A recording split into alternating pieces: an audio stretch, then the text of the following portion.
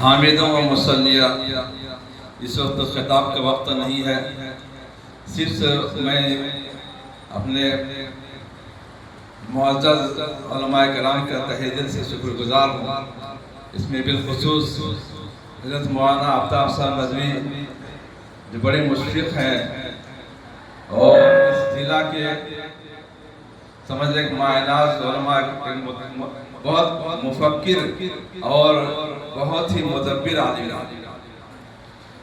مولانا مفتی شہاب الدین صاحب جو اس صوبہ جھارکھنڈ کے روح رواں ہیں، اس طریقے سے ان کے رفیق محترم مولانا منصور صاحب، مولانا اکرم صاحب ہمارے ضلع دھنباد کے بہت مایناز عالم اور علمی لیاقت میں مولانا مفتی عبدالحی صاحب، اس طریقے سے حضرت مولانا ابراہیم صاحب جو بہت پرانے فاضلوں میں سے ہیں، ان تمام حضرات کو میں تہہ دل سے شکر گزار ہوں۔ مفتی سیف اللہ صاحب نے ہمارے دائنہ ہاتھ ہیں، بڑی ساتھ دیتے ہیں، اور ہمارے ناظم صاحب کے بھی میں شکر گزار ہوں کہ الحمدللہ سانہ بسانہ کام کر رہے ہیں۔ ہم سب کو شکر گزار ادا کرتے ہیں۔ ہمارے اس قافلہ میں 29 ممبران ہیں، اس میں ایک صدر ہے، ایک ناظم ہے، 3 نائب صدر ہیں اور 2 نائب ناظم ہیں۔ یہ کل 7 جو عہدیداران ہیں، بقیہ 22 ممبران ہیں۔ ان ممبروں کو ضلع کا صدر بنا دیا گیا ہے۔ جیسے ضلع گریڈی کے صدر مولانا اکرم صاحب ہیں، دھنباد کے صدر مفتی عبدالحی صاحب ہیں، گوڈا کے صدر مولانا اقبال صاحب ہیں۔ ہر اپنے ضلع میں بہت قاعدے سے کام کر رہے ہیں اور اجتماعی امتحان میں بہت معاون ہیں لوگ۔ ہر سال جو ہے امتحان کرا کر کے ہمیں رپورٹ دیتے ہیں، اور پھر میں یہاں سے مولانا شوکت صاحب جو مرکزی امتحان ہے دارالعلوم دیوبند، وہ ناظم ہے پورے ہندوستان کے مدارس کے، وہ ہمیں بھیجتا ہوں۔ آپ کو ایک خوشخبری دینا چاہتا ہوں، ہر 3 سال کے بعد رابطہ مدارس اسلامیہ کا ایک عمومی اجلاس ہوتا ہے۔ الحمدللہ اس سال جو ہے 27 اکتوبر بروز منگل ایک روزہ دارالعلوم دیوبند میں اجلاس عام ہونے جا رہا ہے۔ دعوت نامہ وہاں سے چل چکا ہے۔ ایک دو روز میں انشاءاللہ ہر ایک کو باضابطہ جو رکنیت نمبر ہے اس لفافے پر آپ کا رکنیت نمبر لکھا ہوگا اور وہ آپ کا خط مل جائے گا۔ آپ اپنے جانے کا تیاری کر لیں۔